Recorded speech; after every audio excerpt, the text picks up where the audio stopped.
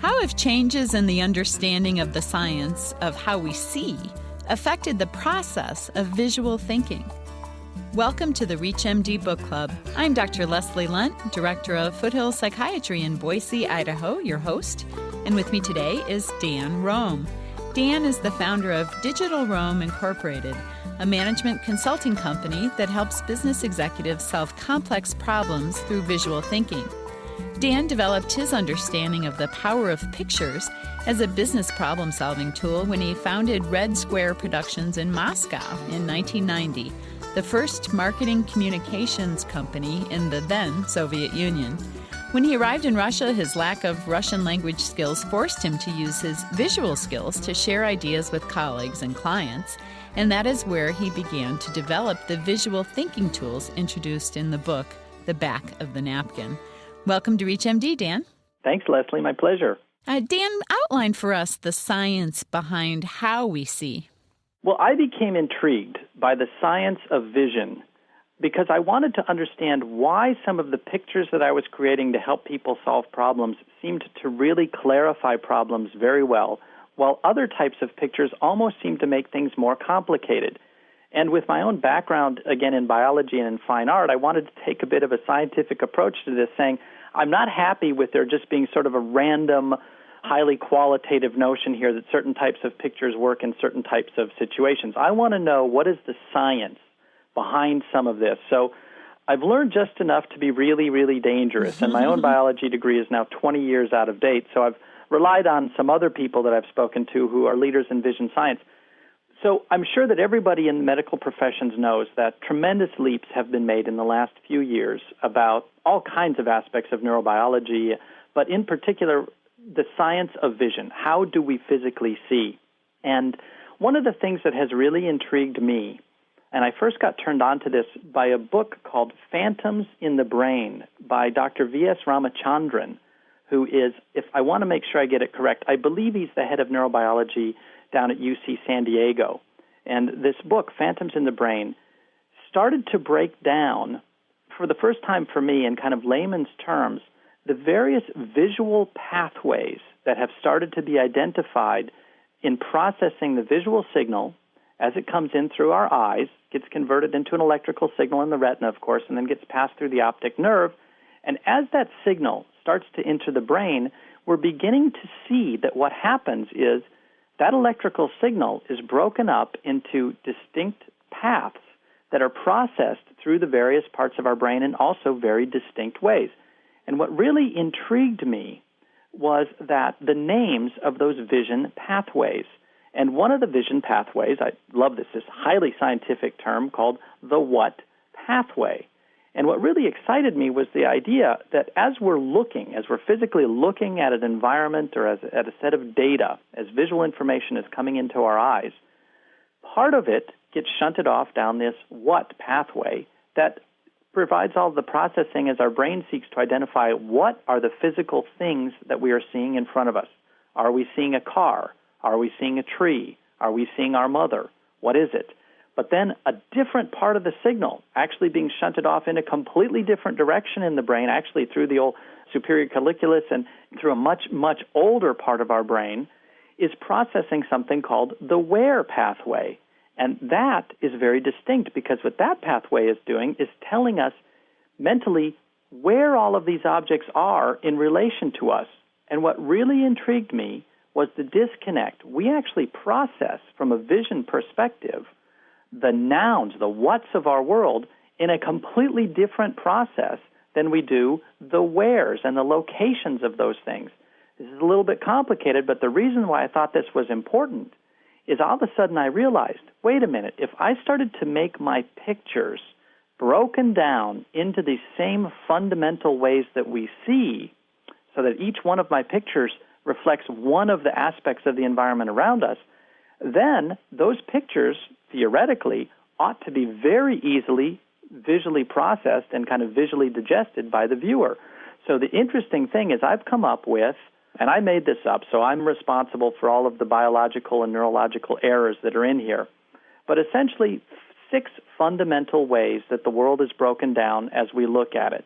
And those are the whats, the physical objects around us, then how much and how many of each one there are, where they're located, when they're located, when do they actually happen, how do these things we see interact with each other, and then, of course, why. So what's interesting is you have here the 6 W's, who, what, where, when, why, how, and how much, that are the same 6 W's that we were all taught way back in 5th grade in English class about how to write an expository essay. If you can include the who, the what, the when, the where, and the how, you'll eventually get to the why, and you'll have told your whole story.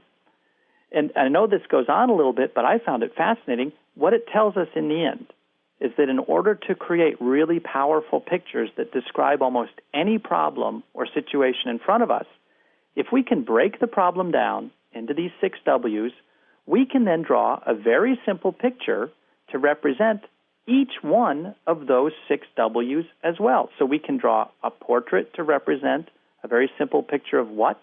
We can draw a timeline to represent a very simple picture of when. We can draw a map to draw a very simple picture of where things are located. We can draw a flow chart to make a very simple picture of how things are related, and so on. And what this taught me was, and this is broken down in a little bit more detail in my book, is that in order to become good at solving problems with pictures, we don't need to know how to draw thousands of different kinds of pictures. If we can draw just 6 basic fundamental pictures, we can then combine them to create drawings that explain any problem we can possibly see.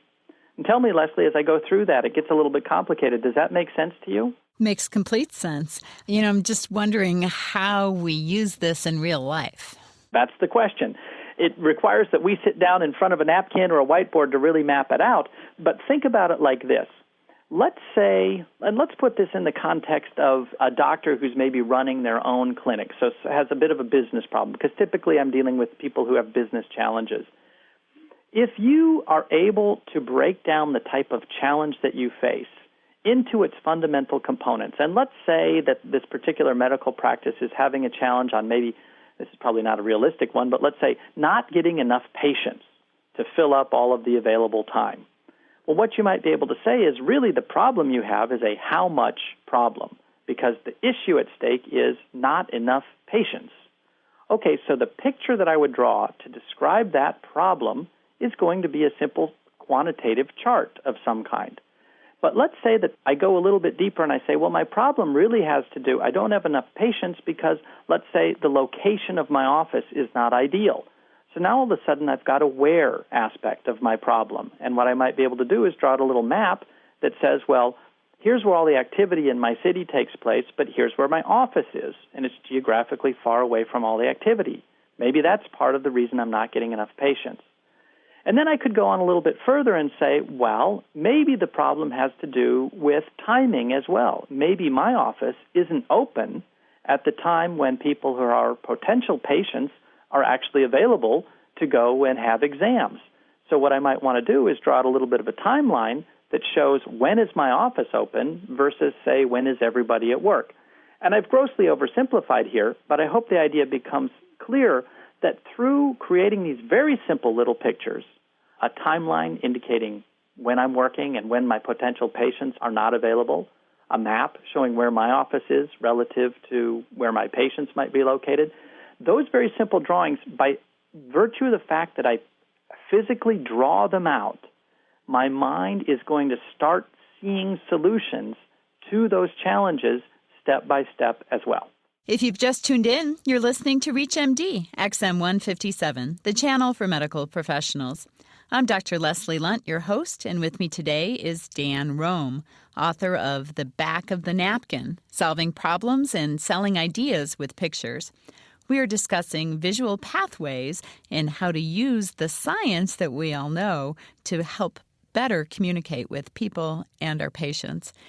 Dan, as you're talking, I'm thinking that Some of our listeners and physicians in general, I think, may get turned off by the business aspect that we're selling something, we're selling ideas or products or whatever. But really good physicians need to be great salespeople, because one of our biggest problems, regardless of whatever specialty we're in, is getting patients to do what we want them to do, to take the medicine and get the tests and change their diet and exercise and all of that. I'm wondering how this visual approach to those sort of problems might be able to be implemented. Well, Leslie, you bring up a great point. Probably many people do react badly to the term selling. The way I look at it is every time we have an idea and we're trying to convince someone else of that idea, we are, in fact, in the process of selling. And that might be kind of a gross way of stating it. But I think that there is such a tremendous communication power in the use of these simple pictures for some of the cognitive reasons that we've discussed, but more to the point, just because when you express an idea with a simple picture, people get it immediately. So if there is a concept that we're trying to convince our patient of, and that might mean a change of diet, a change of lifestyle, if we can draw out a very simple diagram that explains why this is important to them, and it may be as simple as saying, look, if you exercise more, your cholesterol will be able to go down. It's very simple. If it's as simple as that, I think putting it in the context of a simple picture not only makes it resonate in the patient's mind as something that they ought to do, but now they begin to actually see some of the causality and some of the why they should do that. And certainly, let's put it this way, any idea, I firmly believe this, I have seen this to be true, any challenge, any problem of any sort can be made a whole lot more clear through the use of a picture, if not outright solved. And if we're able to think from a medical professional's perspective, what is the problem that we're trying to solve with our patients, and come up with a simple picture that both articulates what is the problem and what might be a solution to that problem, I think our ability to communicate it and convince our patient to do it is going to go up tremendously, simply because these simple pictures really resonate in the brain in the way the brain wants to process information. Makes complete sense to me. And Dan, I'm glad you didn't go to medical school. Well, thank you, I guess. Tell your mother that, okay? All right, very good, I will. Thanks so much for being on our show today. All right, Leslie, thank you. We've been talking about how to present complex information visually with our guest today, Dan Rome, the author of The Back of the Napkin, Solving Problems and Selling Ideas with Pictures. I'm Dr. Leslie Lundt, your host, and you've been listening to the ReachMD Book Club on ReachMD XM 157, the channel for medical professionals. We welcome your questions and comments, so please visit us at reachmd.com. Our new on-demand and podcast features will allow you to access our entire program library online, as well as on your XM radio. Thank you for listening.